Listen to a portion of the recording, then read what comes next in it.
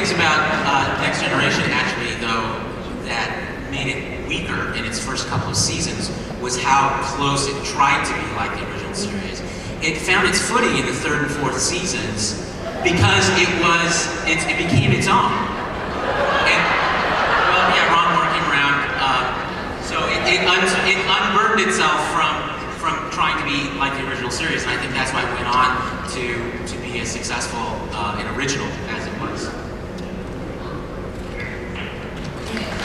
And also, I mean, Gene became very sick very, very early on, and that was another thing that was going on. So it was difficult probably to have all that going on until they had new writers and new producers coming in, so that does make sense. Okay, I have a couple of questions. About one. Thank you. Okay, hold on a second. No, there's time for two. Hold on a second. Excuse me? Can you see me now, Mr. Frakes? Is it okay? Am I blocking your view? No? In that shirt, I think we can all see you. Actually, I just wanted to comment real quick on the question. Threshold was awesome. I'm sorry to cancel it. Oh, thank you so much. Matter of fact, I thought this was a Threshold convention.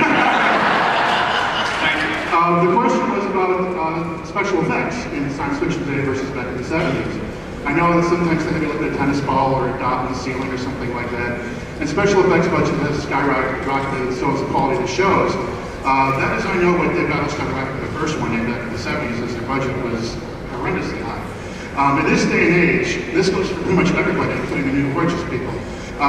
Do you find working with special effects easier because they're more expensive and more, cutting edge, or is it still just as hard as it was in the 70s? I guess that's my question. Yes, you're on. Okay. There's many answers to that one. I can go on forever, but I won't. It's certainly not easier. Everybody thinks, that they see these behind-the-scenes DVDs now, where they show a green screen and they show some guy on a computer and he presses 3 buttons and there's this environment. And the trouble is that producers see those behind-the-scenes DVDs too, and they come along and they think, well, you just press that magic button and you can change everything. And yeah, that magic button is called lots of coffee for 24 hours straight. Yeah. Yeah.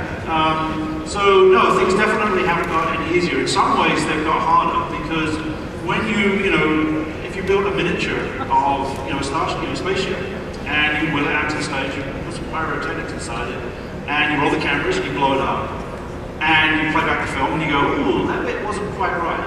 It's like, okay, that bit wasn't quite right, but do you want to spend another $50,000 in another 2 weeks building another model and blowing up again? And then they go, that was fine. When you build stuff in the computer, you can, the producer can come along and go, oh, let's make that bit move that way, and make that bit, and continue, because they can, they do. So they can continually refine and change, sometimes for no reason at all. I don't want to mention names, yeah. I had the benefit and the curse of working on both of these shows. I worked on various Star Treks, I worked on Firefly, I worked on Galactica, and one of the things that I think allowed Firefly and Galactica to separate themselves is that we were given a lot more freedom. Whereas on Trek, I was working. Yeah, I didn't put that in there at all. Yeah, I did. So he's talking about the cameo appearance of Serenity in the BattleStar. And the Enterprise didn't make a cameo in the miniseries of Galactica either. But I lost my train of thought. But no, it doesn't make any sense. I like working in visual effects, especially. Well, even on a fan series like Star Trek New Voyages, which, by the way, shameless plug time, we're showing the latest episode with George Takei tomorrow evening at 7 o'clock. It premiered last week in LA to a full theater. Literally, people lined up around the block. It was amazing. That show has 700 visual effects in it. It went out. I did it. And it was hard. No, seriously, just sorry to go. The visual effects just so you know on the new Voyages. I now work at a school in Orlando teaching visual effects, and the visual effects for the new Voyages episode were about 95% of them were actually done by students who had never pretty much done any of this before.